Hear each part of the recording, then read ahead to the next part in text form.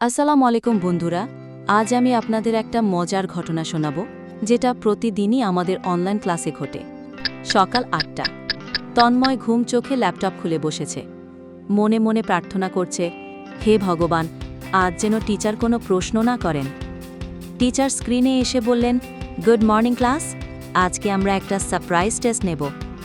তন্ময় মনে মনে ভাবল, এই টিচার কি সকালে ভাত খায় নাকি আগুন?